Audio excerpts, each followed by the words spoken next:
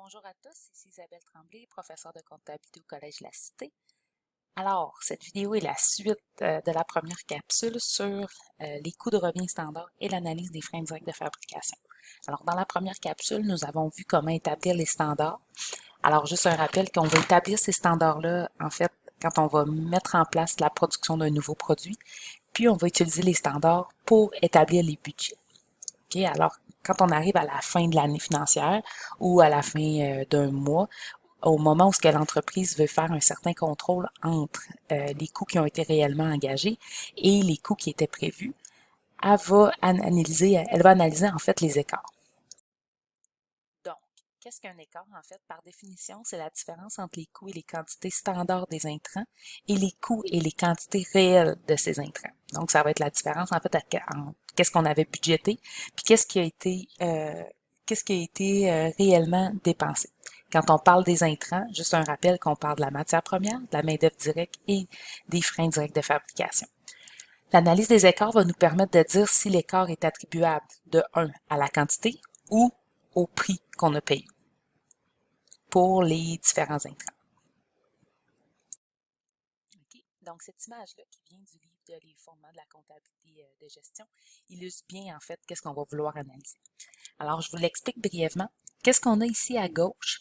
Okay? C'est la quantité réelle multipliée par le coût réel. Donc, qu'est-ce qu'on a ici à gauche? C'est le prix qu'on a réellement payé pour notre intrant. Donc, si on pense à la matière première, c'est le prix qu'on a payé pour la matière première dans notre production pendant la période. Donc, ici, quand on parle de la quantité réelle, on prend pour acquis que la quantité qui a été utilisée est celle qui a été achetée. Okay? Donc, tout ce qui a été acheté a été utilisé. On va voir plus tard, en fait, qu'il y a une différence à faire entre les deux. Mais pour l'exemple, on va prendre pour acquis que toute la quantité qui a été achetée a été vendue. Donc, la quantité réelle multipliée par le coût réel va nous donner la quantité réelle qu'on a payée. À l'extrême droite, ici, qu'est-ce qu'on a? On a la quantité standard. Donc, qu'est-ce qu'on avait prévu utiliser multiplié par le coût standard. OK? Donc, si on vient ici, donc la différence entre qu'est-ce qu'on a réellement payé puis qu'est-ce qu'on avait prévu payer, c'est l'écart total. OK? Alors ça, c'est simple. C'est le premier réflexe qu'on a en fait quand on a un budget. On va comparer ligne par ligne entre le réel puis le budgété, puis ça va nous donner notre écart total. Mais là, maintenant, comme contrôleur, ce qu'on veut savoir, c'est pourquoi. Qu'est-ce qui explique mon écart total? Donc, ce que je vais faire dans un premier temps, je vais aller chercher cette donnée-là. Okay? Cette donnée-là, c'est quoi? Bien, c'est ma quantité réelle. Donc, qu'est-ce que j'ai vraiment utilisé comme matière première, multiplié par le coût standard que j'avais prévu. Okay? Donc, multiplié par le coût standard que j'avais prévu au départ. Donc, en comparant ma quantité réelle avec en comparant ici ma quantité réelle multipliée par mon coût réel avec ma quantité réelle multipliée par mon coût standard, je me trouve à isoler la différence entre le coût réel et le coût standard. Okay? Donc, ça va me donner mon écart de coût d'achat des matières premières ou mon écart du coût du taux horaire qu'on va appeler ou mon écart sur dépenses. Okay? Donc, en isolant ceci, donc en faisant le résultat de 1 moins 2, ça va me donner mon écart sur coût. Donc, ça va me dire, en fait, est-ce que mon écart total s'explique par le fait que j'ai payé plus cher ma matière première que qu'est-ce que j'avais prévu. Si par exemple, je fabrique un morceau de vêtement, puis j'ai prévu payer mon textile à 1$ le mètre, mais que pour une raison ou pour une autre, j'allais payer 1,25$ le mètre, mon écart total va s'expliquer par un écart de coût. OK? Ce ne serait pas parce que j'en ai utilisé plus, c'est parce que je l'ai payé plus cher que qu'est-ce que j'avais prévu. OK? Donc ça, c'est l'écart sur coût. Quand on va parler des matières premières, on va parler d'écart sur coût d'achat. Quand on va parler de la main-d'œuvre directe, on va parler d'écart sur taux. Quand on va parler des freins directs de fabrication variables, on va parler de l'écart sur dépenses. Maintenant, entre la quantité réelle et mon coût standard, et entre mon coût standard et ma quantité standard et mon coût standard, c'est la différence de quantité. Okay? Donc, en faisant 2 moins 3, je vais me trouver à isoler la différence entre la quantité réelle que j'ai utilisée et la quantité standard que j'avais prévue. Donc, ça va me donner mon écart à déterminer si j'ai utilisé plus de matières premières ou de main-d'œuvre directe que qu'est-ce que j'avais prévu au départ. Donc, en faisant 2 moins 3, au niveau des matières premières, je vais obtenir mon écart sur quantité. Au niveau de la main-d'œuvre directe, je vais obtenir mon écart sur temps. Et au niveau des freins directs de fabrication variables, variable, je vais obtenir mon écart sur rendement. Donc, si on regarde maintenant spécifiquement chacun des écarts, lorsqu'on parle de l'écart sur coût des matières premières, l'écart sur coût, c'est quoi? C'est la différence entre le coût réel, unitaire qui a été payé pour un article, et le coût standard multiplié par la quantité achetée. Okay? Donc, l'écart sur coût, en fait, c'est quoi? Ben, je trouve que cette formule-là l'explique bien. Donc, ce qu'on va faire, c'est qu'on va se trouver à prendre la quantité réelle. Okay? Donc, qu'est-ce qu'on a vraiment utilisé? Puis, on va comparer la quantité d'achat, le coût d'achat réel au coût d'achat standard. Donc, je pense qu'un bon exemple, c'est justement le mètre de tissu. Donc ici, le coût d'achat réel était de 1,25 $, mais j'avais prévu un coût d'achat standard de 1 $, okay, en fonction donc en fonction de l'entente d'approvisionnement que j'avais avec mon fournisseur. Donc c'est certain que j'ai un écart ici. Donc tout ça, ça va me donner mon écart sur coût. Ici, pour répondre à la question, les écarts sont évalués le plus rapidement possible. Pourquoi? Bien, la raison principale, c'est parce que plus vite on va faire le contrôle, bien, plus vite on va pouvoir agir sur les écarts pour s'assurer qu'il y en ait le moins possible, puis qu'on puisse se rapprocher du standard. Toujours au niveau des matières premières, il va y avoir l'écart sur quantité. Donc, l'écart sur quantité, c'est quoi? C'est L'écart sur quantité, c'est quoi? C'est la différence entre la quantité réelle que j'avais prévu utiliser de matière première et la quantité que j'avais prévu utiliser. OK, ça fait partie des éléments qui sont plus difficiles pas difficiles, mais qu'il faut vraiment réfléchir. Quand on va déterminer la quantité réelle, en fait, puis la quantité standard, pour déterminer la quantité standard, ce qu'on va se trouver à faire, c'est qu'on va dire, OK, j'ai prévu que pour chaque paire de pantalons, je vais utiliser 1 mètre. Donc, si ma production elle a été de 24 000 pantalons, je vais faire 24 000 pantalons multiplié par 1 mètre. Ça va être ça ma quantité standard. Fait que je vais prendre ma production réelle multipliée par ma quantité standard unitaire pour obtenir ma quantité standard. Okay? Vous aurez un exemple sur ECT qui va vous permettre de bien comprendre cet élément-là. Donc, en prenant mon coût standard, donc en isolant ma différence entre ma quantité réelle et ma quantité standard, je vais être capable de déterminer quelle portion de mon écart qui est attribuable à un écart sur quantité.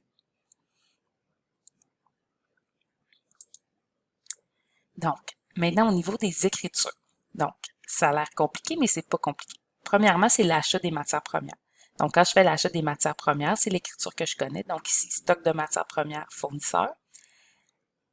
Stock de matières premières, en fait, qu'est-ce que je vais me trouver à mettre dans mon stock de matières premières? C'est toujours ma quantité réelle, mais je vais toujours attribuer mon stock de matières premières au coût standard. OK? Donc, quand je vais imputer mon stock de matière, je vais l'imputer à mon coût standard. Donc, ici, ça me donne le chiffre qui est ici, donc dans mon exemple. Donc, la quantité réelle achetée multipliée par mon coût standard.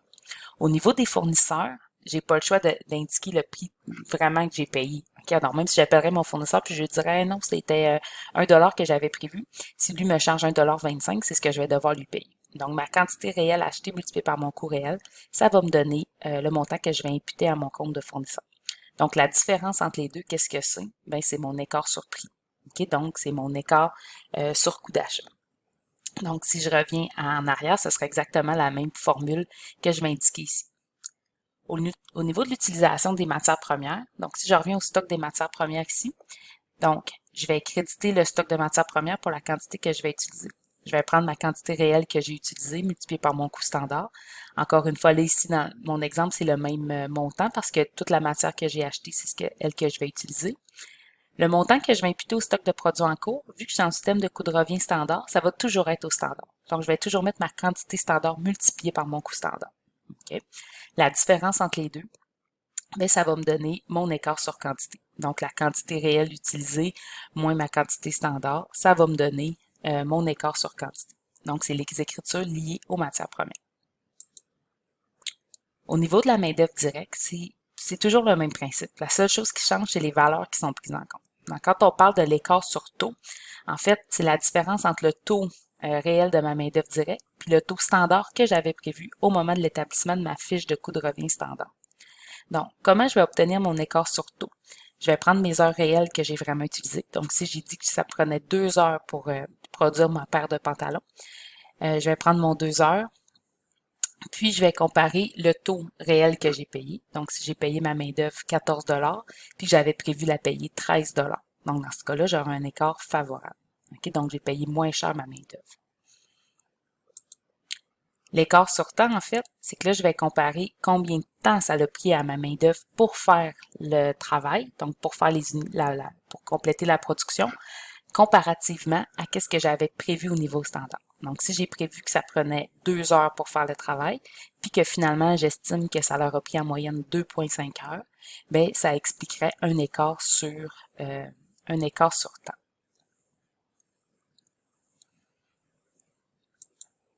Donc, au niveau de la comptabilisation, donc la logique, c'est que le salaire, en fait, c'est un peu comme le stock de matières premières. Ça va toujours être les heures réelles, donc les heures qui ont été réellement nécessaires pour la production, multipliées par mon taux standard.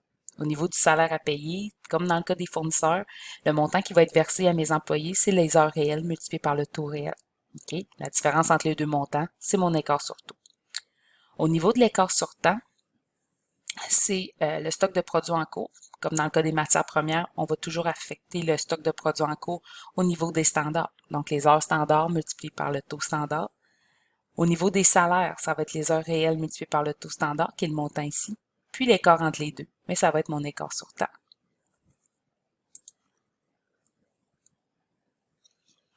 Quand je vais faire la ventilation des salaires, bien ça ici, c'est les écritures que je vais devoir effectuer. Au niveau des freins directs de fabrication, la logique est un petit peu plus, pas qu'elle est plus compliquée, mais est vraiment différente. Okay? Alors, ce qu'on va se trouver à chercher au niveau des freins directs de fabrication variables, c'est l'écart sur dépense et l'écart sur quantité. L'écart sur dépense, en fait, c'est quoi? C'est les freins directs de fabrication réels qui vont être comparés aux freins directs de fabrication variables budgétés. Alors, ce qu'on va se trouver à comparer à ce moment-là, c'est le taux d'imputation. Donc, ça va être l'écart sur dépense. Donc ici, par exemple, j'ai des freins directs de fabrication réels de 15 390. Puisque je me suis trouvé à avoir budgété, c'était, mettons que j'avais budgété 5 400 heures à 3 à 3 de taux d'imputation. Donc ici, j'ai un 16 020 de freins directs de fabrication variable budget. Donc, je vais prendre mes heures réelles multipliées par le taux d'imputation standard que j'avais déterminé. Donc, ça va me donner mon écart sur dépense. Au niveau de mon écart sur quantité, donc c'est plus mon unité d'œuvre à ce moment-là qui se trouve à être évaluée.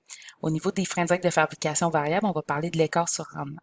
Donc, je me trouve ici à comparer mes heures réelles, donc le niveau d'unité d'œuvre réelle, avec mon taux standard. Donc, ça va me dire si j'ai eu un écart sur rendement. Okay? Donc, l'analyse est beaucoup plus liée aux unités d'œuvre. Au niveau des frais indirects de fabrication fixes, alors je vais prendre mes frais indirects de fabrication fixes réels que je vais comparer à mes frais indirects de fabrication fixes budgétés. S'il y a une petite erreur, ça devrait être indiqué fixe. Donc, ça va me donner mon écart sur dépense. Donc, je vais me trouver à comparer le 1 avec le 2. Ça va me donner ce qu'on appelle mon écart sur dépense. Puis au niveau de l'écart sur volume, en fait, je vais comparer mes frais indirects de fabrication budgétés à mes frais indirects de fabrication fixes qui ont été imputés. Okay? Donc, qu'est-ce qui a été imputé à mon stock de produits en cours? C'est mes heures standards multipliées par mon taux standard. Puis tout ça, ça va me donner mon écart sur volume.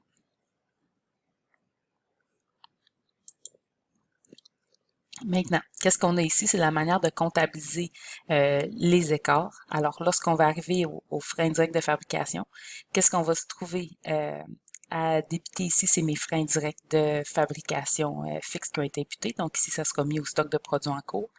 Je vais créditer mon compte de frais indirects de fabrication et j'attribue les écarts des différents frais indirects de fabrication.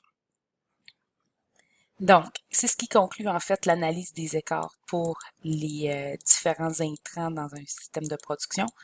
Je vous dirais que la meilleure image à comprendre ou à garder en tête, c'est vraiment celle-ci qui est présentée à la diapositive numéro 11 de vos notes de cours. Alors, n'hésitez pas si vous avez des questions.